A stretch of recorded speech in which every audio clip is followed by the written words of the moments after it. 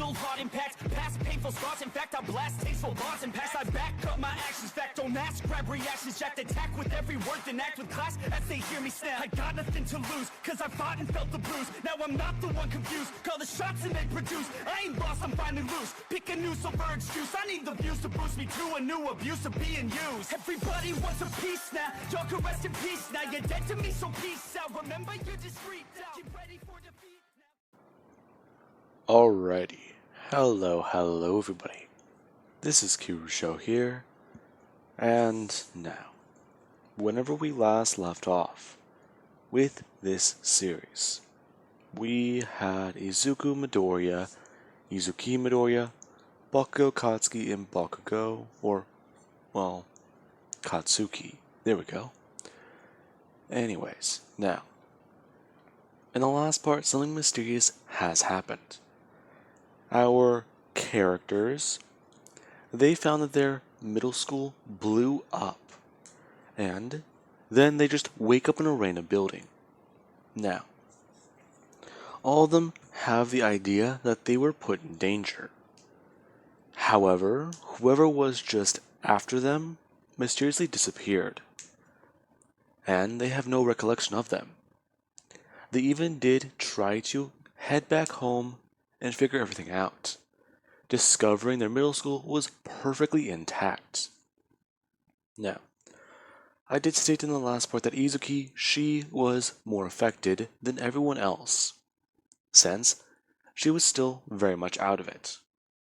Now, Midoriya and Bakugo, along with the female Bakugo, are trying to understand everything. They've tried putting together a timeline about how much time passed between here and here, and they made a discovery. Hardly less than an hour passed, and it didn't seem to be quite right. Everything they tried to think of, how they got there, how they showed up there, it didn't make sense. And it was more or less just a mystery. Now, eventually Izuki, she would have woken up and tried to at least give whatever she can. Now, she is able to at least point out that whatever was following them, or whoever it was, it had to be somebody they've met before, asking anyone else if they feel the deja vu. To which some of them do answer yes. Now, with that, this would be all the information they do know, as some time does pass. Now, let us cut over to this mysterious person causing all of this, which, as everyone has been saying, is Reality Bender Deku. Yes, he is testing out to see what a certain timeline can do. He is bored, and he's yet to go through his own story. As you do actually have two people who do come walking up behind him, and they sit down next to him, as they do look down on the scene, asking exactly if he's entertained or not. No, I'm not. Besides, what are both of you doing here? Our stories are done. Yes, they are. So, we wanted to understand what you were doing. What I'm doing. Entertainment. Yes, but we thought you got enough entertainment just living through our own lives. I did. Yes. The Reality Bender Deku turning to Void Deku. Now, he does ask him how his story did go, or how his life has been. Him turning to him and saying that it was quite a strange start. I see. And how does it feel to have godlike power? To be honest, it's kinda strange. However, I'm happy. I got a happy life, happy wives, and, well, not really much else I can ask for. World peace and all that. Did you recreate your multiverse? Yes, I did. And thank you for helping me with what I could not do on my own. It's not at all a problem. I'm just happy I was able to make some gods who understand me. You say you make us. Him turning to ultraviolet Deku. As he does continue talking. Now, ultraviolet Deku does talk about how he kinda didn't really make us. It's more or less the way the multiverse does work, right? Yes and no. I am still trying to piece it all together. I keep ascending, rising, getting stronger with my own abilities. In fact, you two are kind of faded out to me. Faded out? Yes. It appears that we're starting to go through different wavelengths. Eventually, one day I won't be able to see you. And you won't be able to see me either. Now, this is whenever Void and, well, Ultraviolet do look at each other. And they do ask him what he does mean. To which he does continue on with his explanation. Every time he lives through a life, he gets more powerful. And he knows that he's going up, but he doesn't know where he's going. Now, these two, they do both then stand up and leave. As Reality Bender does decide to snap his fingers. Now, he realized that this would take some time. So, he's going to speed things up a bit. Now, Reality Bender Deku, he adds 5 years to everything that's been going on. As we do have the next morning for our Izukus and Bakugos. Whenever they all do wake up, things do seem to be a bit off. As you do actually have Izuki and Midoriya, or the male Midoriya, who were both surprised. Midoriya got up and found that whenever he was in his room, he was suddenly taller, and his quirk was more powerful.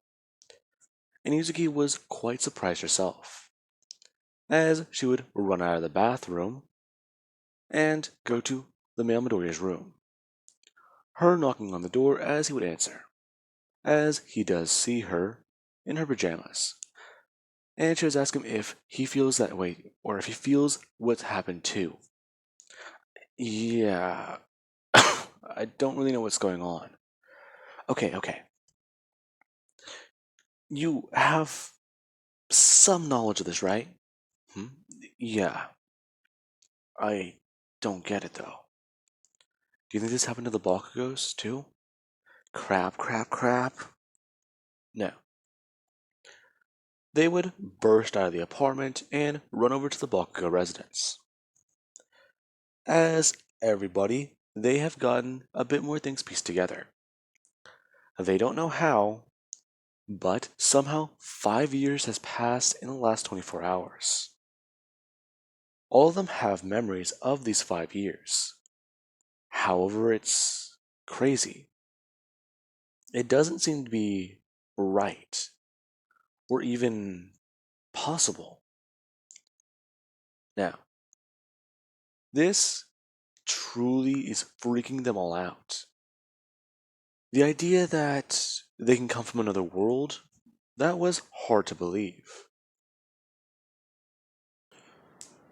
However, now, it's the fact that they're moving through time. And it doesn't make very much sense. Now then, these four would split up. The male and female counterparts of both of these two, or Izuku and Katsuki, would split up and go their own separate ways, since they want to at least research whatever they can about the city. Try and find out what's different. Now, the female Midoriya and the male Bakugo, or Izuki and Katsuki, they would go their own way as well.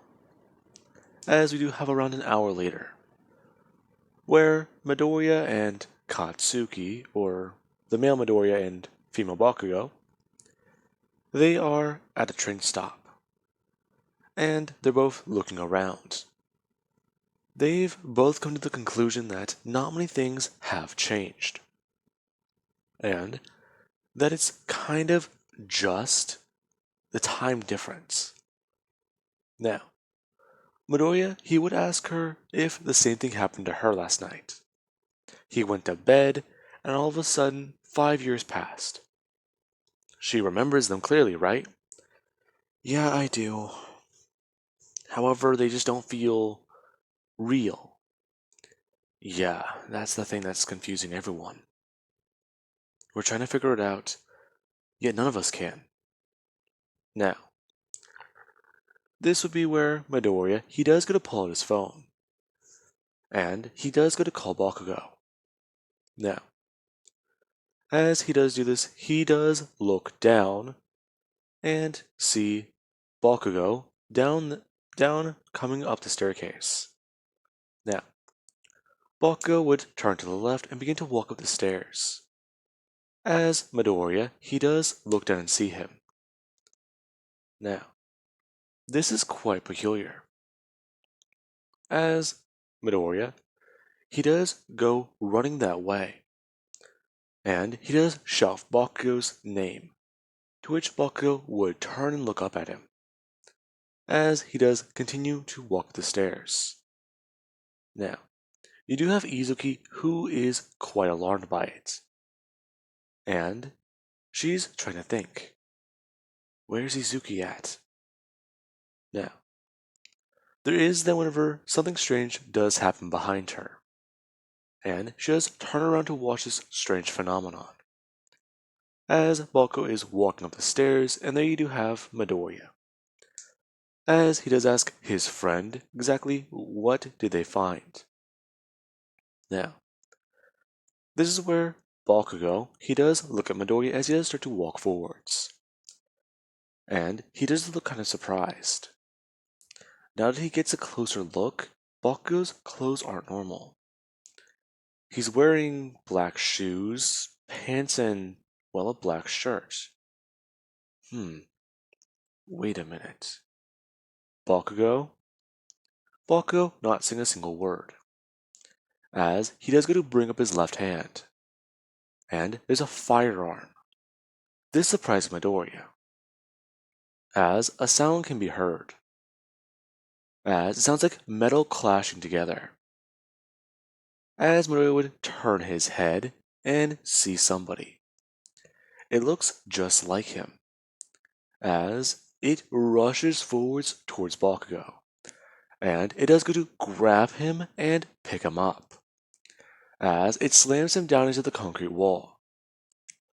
Now, this does catch Midoriya off guard, since the gun was dropped. Now, as this does happen, Midoriya just does stand there stunned, watching as himself and Bakugo are fighting, asking exactly what the hell is going on. As Bakugo does go to grab Midoriya, and he does pick him up before going to throw him over to his target. Midoriya moving out of the way as himself does go sliding down into the concrete, face first, before going to get back up. Midoriya running over and bending down to his knee, asking what the hell is happening, as the other Midoriya on the ground would turn his head. Katsuki screaming, along with Midoriya being taken aback to see metal underneath the flesh. As it does inform Midoriya to run now, and that is a Model 850. What the hell are you? Now, this Midoriya would explain he is a Terminator, and he's been sent here to stop Skynet. Now, this does take Midoriya aback, as the other one will get back up and inform him that the person in front of him has been chosen, or the model number was chosen specifically because of its connection to Midoriya.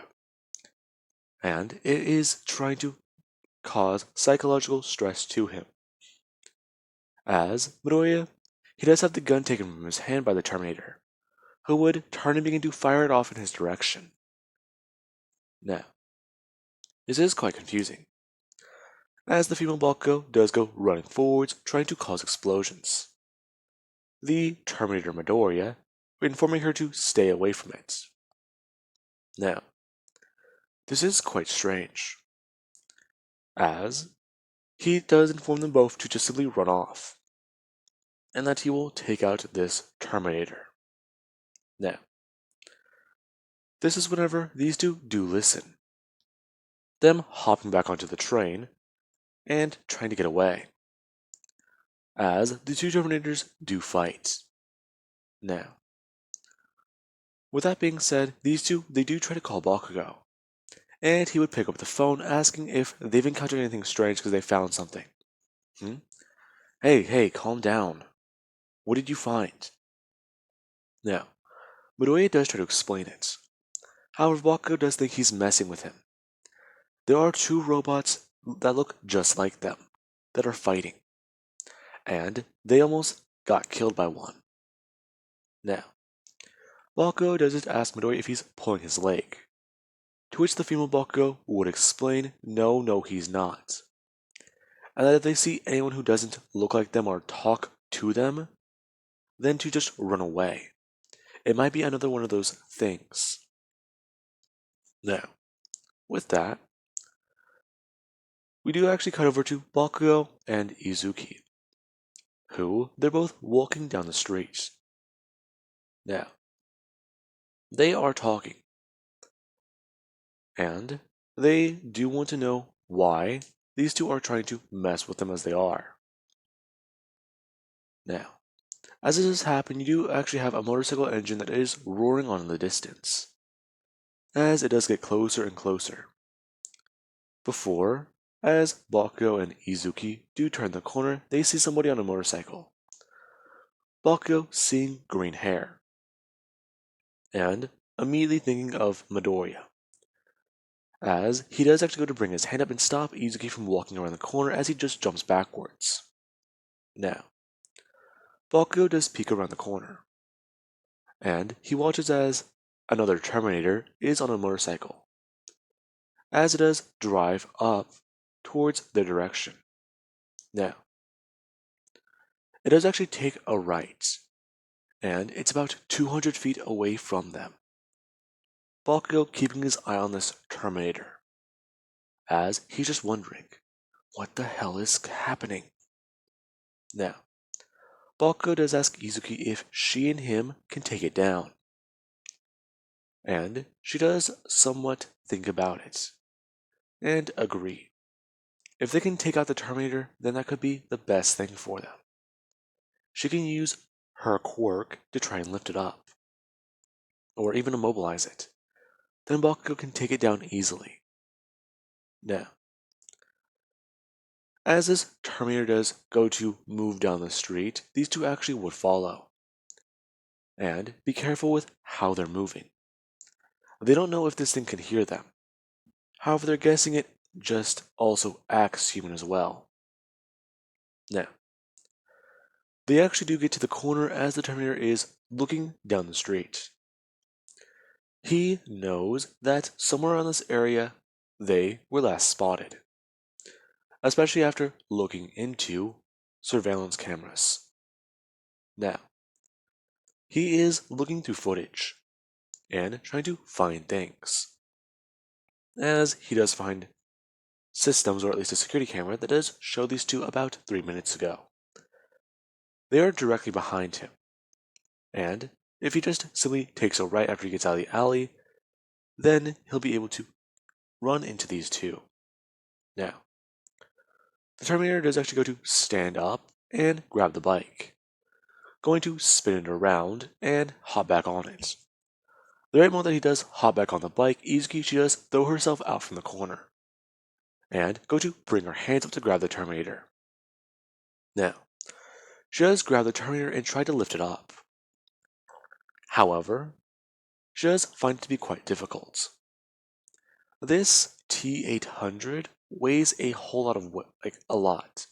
Plus, he's currently holding onto a motorcycle, meaning that he is heavier than he was originally supposed to be. Now, Izuki, she does lift up the T-800. However, he's barely hanging off the ground. And he does go to try and reach for his weapon as Bakugo does rush in. Now, Bakugo, yeah. He does just try to fire off an AP shot, since it's one of the techniques he's found in his memories. Now, he does fire off the AP shot, as it does blow up the motorcycle. And the two do think they've won for a minute. As Izuki, she does try to take a deep breath, and, well, make sure her nose is not bleeding. Now, Bakugo will run back over and tell her that they're done and they need to move. They need to try to help out the other two. Now, Izuki does let out a scream, as you do actually have back in the smoke, where the T-800 does walk out. And he has a lot of damage to his face and body. Most of the skin covering his, robotic tissue, or most of the synthetic skin covering his robotic body has been stripped away. However, there is part of the face and torso and arms, which does still have remains of the synthetic flesh. Now, it does just start to walk towards them, as Bakugo does just think for a minute, going to fire off an AP shot and Izuki trying to hold it still. Now, the Terminator does begin to whine, and its parts do begin to scrape against one another, as it does still move forwards, fighting against Izuki's quirk. And Bakugo, he is just trying to keep it at bay, trying to burn it up with an AP shot. Now, for the sake of it, with how strong I think Terminators are, let's see. How hot can a explosive become? Yeah, let's say that the T-800 is starting to at least turn orange and glow. However, Bakugo, he can't keep up the AP shots. So, he eventually does have to stop, as he's at least caused some damage to the components that allow the T-800 to move. And it's severely slowed down. Now, it is still trying to move after them. However, its movements do seem to be strained, as they do run off. Now, with that being said, we do actually cut back over to Reality Bender Deku, who he is looking on at everything happening. And he does just think, this can be very interesting. With what he's making them do, he's providing plenty of entertainment. So, I would love to see what happens next.